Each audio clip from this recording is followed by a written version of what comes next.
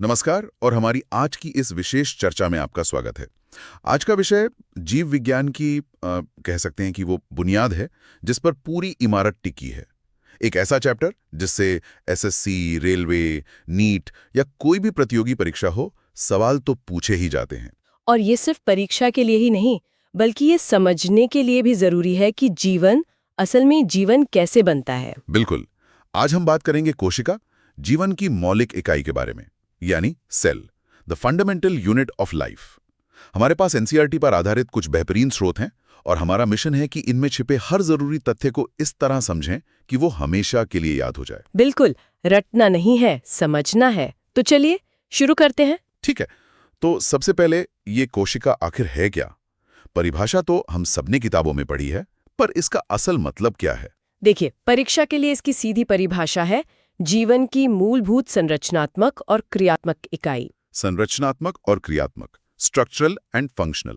हाँ, अब इन दो शब्दों को पकड़ते हैं। संरचनात्मक यानी स्ट्रक्चरल, क्योंकि हर जीव का शरीर इन्हीं से बना है। जैसे कोई दीवार ईंटों से बनती है, वैसे ही। एकदम सही। और क्रियात्मक इसलिए क्योंकि जीवन को चलाने वाली हर एक प्रक्रिया, चाहे वो सांस लेने से ऊर्जा बनाना हो या शरीर के लिए जरूरी प्रोटीन तैयार करना हो, वो सब कुछ इसी एक कोशिका के अंदर होता है। अच्छा। इसे आप ऐसे सोच सकते हैं कि हर कोशिका अपने आप में एक पूरा शहर है। एक शहर? ये तो सुनने में बहुत दिलचस्प लग रहा है। हाँ, इस शहर की अपनी बाउंड्री है, अपना कंट्रोल रूम है, अपने पावर प्लांट है, अपनी फैक्ट्रियां हैं और अपना ट्रांसपोर्ट सिस्टम भी है। वाह। आज हम इसी शहर की सैर पर निकलेंगे और इसके हर हिस्से को बारीकी से समझेंगे। बेहतरीन। तो इस शहर की खोज कैसे हुई? मतलब यकीनन किसी ने एक दिन सुबह उठकर इसे नहीं खोज लिया होगा। नहीं, बिल्कुल नहीं। इसकी कहानी शुरू होती है 1665 में रॉबर्ट हुक नाम के एक वैज्ञानिक से। रॉबर्ट हुक, हाँ। उन्होंने खुद एक माइक्रोस्कोप बनाया था जो आज के हिसाब से देखें तो बहुत साधारण था। उससे उन्होंने कॉर्क मतलब जो पेड़ की छाल का एक टुकड़ा होता है। हाँ, उसी की पतली सी परत को देखा। और उन्हें क्या देखा? उन्हें मधुमक्खी के छत्ते जैसे छोटे छोटे खाली कमरे दिखाई दिए, बिल्कुल खाली डिब्बों की तरह। अच्छा। लैटिन भाषा में छोटे कमरे को सेलुला कहते हैं और उसी से उन्होंने इन्हें नाम दिया सेल। पर यहाँ एक बहुत बड़ा ट्विस्ट है जो अक्सर परीक्षा में पूछा जाता है। वो क्या? रॉबर्ट हुक ने जिन्हें देखा था वो असल में मृत कोशिकाएं थीं। ओ, मतलब वो सिर्फ खाली दीवारें थीं, शहर तो खाली हो चुका था। बिल्कुल। तो फिर जिंदा शहर यानी जीवित कोशिका को पहली बार किसने देखा? मुझे याद है इसका श्रेय किसी और को जाता है। हाँ, वो थे ल्यूवेनहॉक। सही कहा मैंने। हाँ, बिल्कुल सही। 1674 में एंटन वॉन ल्यूवेनहॉक ने एक कहीं बेहतर माइक्रोस्कोप का इस्तेमाल किया और तालाब के पानी में तैरते हुए छोटे छोटे जीवों को देखा। जैसे बैक्टीरिया? हाँ, जैसे बैक्टीरिया। वो पहली बार किसी जीवित कोशिका को देख रहे थे। लेकिन कहानी यहाँ भी खत्म नहीं होती, इसके बाद कुछ और बड़े नाम आते हैं ना? बिल्कुल। 1831 में रॉबर्ट ब्राउन ने कोशिका के अंदर एक कंट्रोल रूम खोजा। Control room? जिसे उन्होंने केंद्रक या न्यूक्लियस नाम दिया। फिर 1838-39 में दो जर्मन वैज्ञानिक श्लाइडन और श्वान ने मिलकर कोशिका सिद्धांत मतलब सेल थ्योरी पेश की। और उन्होंने कहा कि सभी पौधे और जानवर कोशिकाओं से ही बने हैं। सही, लेकिन उनके सिद्धांत में एक कमी थी। हाँ, वो ये नहीं बता पाए कि ये नई कोशिकाएं आती कहाँ से हैं। सही पकड़ा। उस पहेली को सुलझाया 1855 में रुडोल्फ विर्चो ने। उन्होंने एक बहुत मशहूर बात कही, ओमनिस सेलुला ए सेलुला। जिसका मतलब है? इसका मतलब है हर नई कोशिका पहले से मौजूद किसी पुरानी कोशिका से ही बनती है, वो कहीं से भी अचानक पैदा नहीं होती। वाह। तो ये थी खोज की पूरी कहानी। अब सवाल यह है कि क्या दुनिया में मौजूद सभी कोशिकाओं के शहर एक जैसे होते हैं? नहीं। और यहीं से एक और बहुत महत्वपूर्ण टॉपिक शुरू होता है। बनावट के आधार पर ये शहर दो तरह के होते हैं। दो तरह के? हाँ, एक पुराने अविकसित शहर जिन्हें हम प्रोकैरियोटिक कोशिकाएं कहते हैं, और दूसरे आधुनिक और विकसित शहर जिन्हें यूकैरियोटिक कोशिकाएं कहा जाता है। प्रोकैरियोटिक एंड यूकैरियोटिक सुनने में भारी शब्द हैं, पर इनमें मुख्य अंतर क्या है? अंतर इनके कंट्रोल रूम यानी केंद्रक में है। प्रोकैरियोटी बहुत ही आदिम यानी प्रिमिटिव कोशिकाएं हैं। आदिम? प्रो का मतलब है पहले और कैरियन का मतलब है केंद्रक। तो इनमें एक सच्चा व्यवस्थित केंद्रक होता ही नहीं है। अच्छा, मतलब कंट्रोल रूम तो है, पर उसके चारों ओर कोई दीवार या ऑफिस नहीं है। बिल्कुल। इनका जो जेनेटिक मटेरियल या डीएनए है, वो बस कोशिका के एक हिस्से में बिखरा पड़ा रहता है। उस बिखरे हुए हिस्से को हम केंद्रकाय या न्यूक्लियोइड कहते हैं। साथ ही इन पुराने शहरों में कोई बड़े डिपार्टमेंट्स जैसे माइटोकॉन्ड्रिया या गोल्जी बॉडी भी नहीं होते।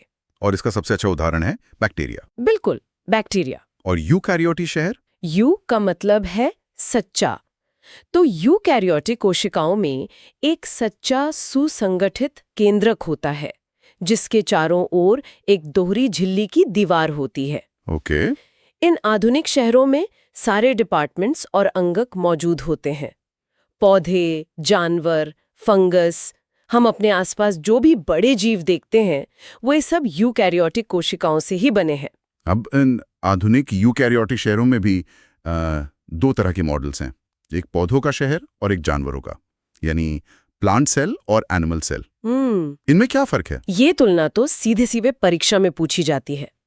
सबसे बड़ा फर्क है शहर की बाहरी चारदीवारी का। बाहरी चारदीवारी, जिसे हम कोशिका भित्ति या सेल वॉल कहते हैं, ये सिर्फ पादप कोशिकाओं में होती है और सेल्यूलोज नाम के एक मजबूत पदार्थ से बनी होती है। तो इसका मतलब ये एक तरह का बाहरी कंकाल है जो पौधे को मजबूती देता है। हाँ, आप इसे ऐसा समझ सकते हैं। और इसी मजबूती की वजह से पौधे बिना हड्डियों के भी सीधे खड़े रह पाते हैं। अच्छा। जबकि जंतु कोशिकाओं में ये बाहरी दीवार नहीं होती, सिर्फ एक पतली झिल्ली होती है। इसीलिए उनका आकार निश्चित नहीं होता। और दूसरा बड़ा अंतर? दूसरा अंतर है लवक, जिन्हें हम प्लास्टिड्स कहते हैं। ये सिर्फ पादप कोशिकाओं में मिलते हैं। प्लास्टिड्स? इनमें सबसे मशहूर है हरित लवक या क्लोरोप्लास्ट, जो पौधे का सोलर पावर प्लांट और किचन दोनों है। किचन? हाँ, यहीं पर प्रकाश संश्लेषण यानी फोटोसिंथेसिस से भोजन बनता है। और एक तीसरा अंतर भी है जो काफी बड़ा है। वो है रसधानी, जिसे वैक्यूओल कहते हैं। पादप कोशिकाओं में एक बहुत बड़ी सेंट्रल वैक्यूल होती है। कितनी बड़ी? ये पानी, कचरा और जरूरी सामान स्टोर करने का एक विशाल गोदाम है। ये इतनी बड़ी होती है कि कोशिका का 50 से 90% हिस्सा घेर सकती है। 50 से 90%? हाँ, जबकि जंतु कोशिकाओं में ये या तो होती ही नहीं या बहुत ही छोटी होती हैं। चलिए अब इस शहर के अंदर चलते हैं और इसके अलग अलग डिपार्टमेंट्स यानी ऑर्गेनेल्स को करीब से देखते हैं। शुरुआत करते हैं शहर के कंट्रोल रूम से, यानी केंद्रक और द न्यूक्लियस। इसे कोशिका का मस्तिष्क या ब्रेन ऑफ द सेल भी कहते हैं। Brain of the cell? हाँ, क्योंकि कोशिका के सारे फैसले यहीं लिए जाते हैं। कब बढ़ना है, कौन सा प्रोटीन बनाना है, कब विभाजित होना है, सब कुछ केंद्रक ही कंट्रोल करता है। और इसी के अंदर हमारी आनुवंशिक जानकारी यानी डीएनए भी सुरक्षित रहता है। बिल्कुल। ये डीएनए क्रोमोसोम नाम के धागे जैसे स्ट्रक्चर में पैक रहता है, जो अगली पीढ़ी में माता पिता के गुण लेकर जाता है। ठीक है, कंट्रोल रूम हो गया, लेकिन किसी भी शहर को चलाने के लिए सबसे जरूरी चीज होती है ऊर्जा, बिजली। तो इस कोशिका शहर का पावर प्लांट कहाँ है? शहर का पावर प्लांट है माइटोकॉन्ड्रिया। माइटोकॉन्ड्रिया? इसीलिए इसका सबसे मशहूर नाम है power house of the cell. कोशिका का बिजली घर? हाँ, यह हमारे भोजन से ऊर्जा निकालकर उसे एक खास मॉलिक्यूल में स्टोर करता है, जिसे हम एटीपी कहते हैं। एटीपी यानी एडेनोसिन ट्राइफॉस्फेट। इसे एनर्जी करेंसी या ऊर्जा का सिक्का भी कहते हैं ना? बिल्कुल। जब भी कोशिका को कोई काम करना होता है, वो इन्हीं एटीपी के सिक्कों को खर्च करती है। पर माइटोकॉन्ड्रिया के बारे में एक और बहुत हैरान करने वाली बात है, जो एक बहुत बड़ा एग्जाम ट्रैप भी है। अच्छा, वो क्या है? माइटोकॉन्ड्रिया के पास अपना खुद का डीएनए और अपने राइबोसोम होते हैं। अपना खुद का डीएनए? ये तो बहुत अजीब है। मतलब शहर के पावर प्लांट का अपना अलग कंट्रोल सिस्टम, ऐसा क्यों? ये जीव विज्ञान के सबसे दिलचस्प सिद्धांतों में से एक की ओर इशारा करता है, एंडोसिम्बियोटिक थ्योरी। एंडोसिम्बियोटिक थ्योरी? माना जाता है कि अरबों साल पहले माइटोकॉन्ड्रिया अपने आप में एक स्वतंत्र बैक्टीरिया था। एक बड़ी कोशिका ने उसे निगल लिया और वे एक दूसरे के लिए इतने फायदेमंद साबित हुए कि हमेशा के लिए साथ रहने लगे। वाह, मतलब आज भी वो अपनी पुरानी विरासत का सबूत अपनी डीएनए के रूप में संजोए हुए हैं। बिल्कुल। ये तो सच में एक आहा मोमेंट है। कोशिका के अंदर एक और कोशिका रह रही है। अब शहर में फैक्ट्रियां भी होंगी, प्रोटीन बनाने वाली फैक्ट्री कौन सी है? प्रोटीन बनाने का काम करते हैं राइबोसोम्स। राइबोसोम्स। ये कोशिका में सबसे छोटे अंगक होते हैं और इन्हें प्रोटीन की फैक्ट्री यानी प्रोटीन फैक्ट्री कहा जाता है। और ये फैक्ट्रियां शहर के ट्रांसपोर्ट नेटवर्क से जुड़ी होती हैं, जिसे अंतर्द्रवी जालिका या एंडोप्लाज्मिक रेटिकुलम कहते हैं, ER। सही। ER ट्यूब्स का एक बहुत बड़ा जाल है जो केंद्रक से जुड़ा होता है। ये 2 तरह का होता है। 2 तरह का। एक है खुरदुरी ER या रफ ER। हाँ? इसकी सतह पर ये राइबोसोम की फैक्ट्रियां चिपकी होती हैं, इसलिए ये खुरदरा दिखता है। अच्छा, तो रफ ER का नाम उसके ऊपर चिपके राइबोसोम से आया? हाँ, तो क्या ये मान ले कि चिकनी ER पर ये राइबोसोम नहीं होते होंगे? बिल्कुल सही सोचा। चिकनी ER या स्मूथ ER की सतह पर राइबोसोम नहीं होते। तो फिर उसका काम क्या है? उसका काम प्रोटीन से जुड़ा नहीं है। ये वसा और लिपिड बनाने का काम करती है।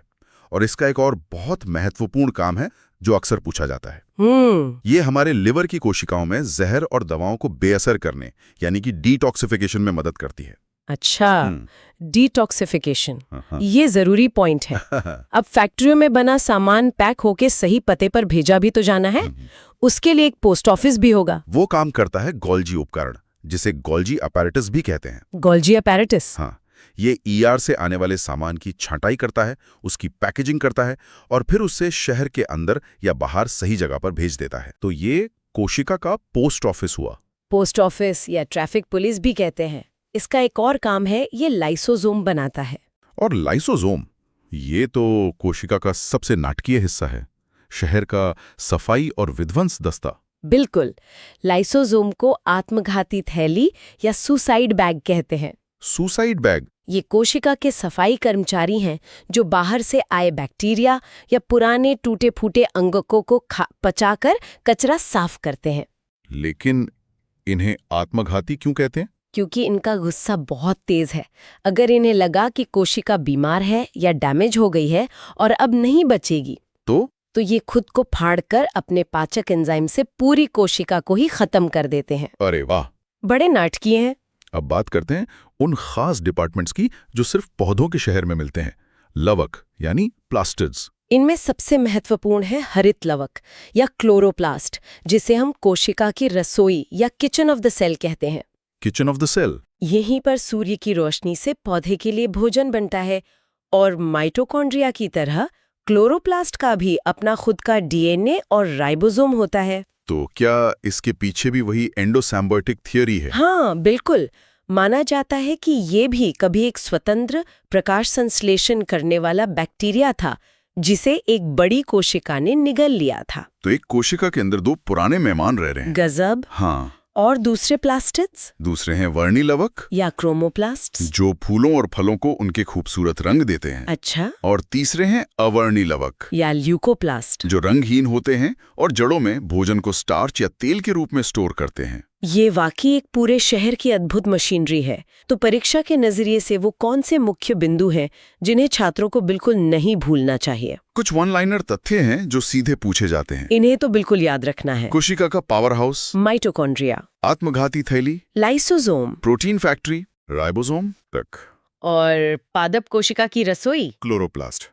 ये सवाल तो अक्सर MCQs में आते ही हैं। हाँ बिल्कुल। और वो सवाल जो बहुत बार आता है, किन 2 अंगकों का अपना खुद का DNA होता है? जवाब है माइटोकॉन्ड्रिया और प्लास्टिड्स, खासकर क्लोरोप्लास्ट।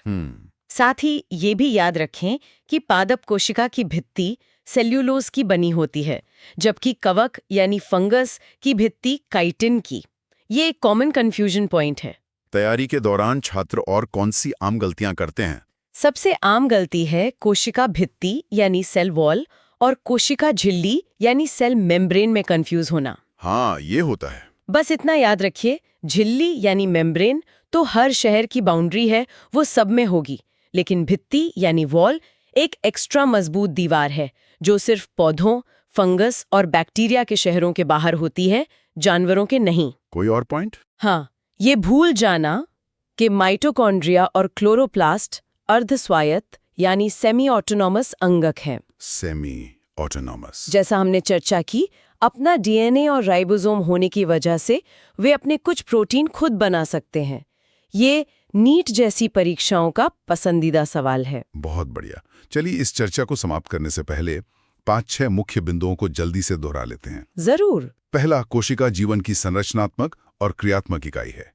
मृत कोशिका की खोज रॉबर्ट हुक ने की, पर पहली जीवित कोशिका ल्यूएनहॉक ने देखी। दूसरा, मुख्य प्रकार है प्रोकैरियोटी, अविकसित केंद्रक जैसे बैक्टीरिया, और यूकैरियोटी, विकसित केंद्रक जैसे पौधे जंतु। तीसरा, पादप कोशिका में कोशिका भित्ति, हरित लवक और एक बड़ी रसधानी होती है, जो जंतु कोशिका में नहीं होती। चौथा, माइटोकॉन्ड्रिया एटीपी के रूप में ऊर्जा बनाता है और इसे पावर हाउस कहते हैं।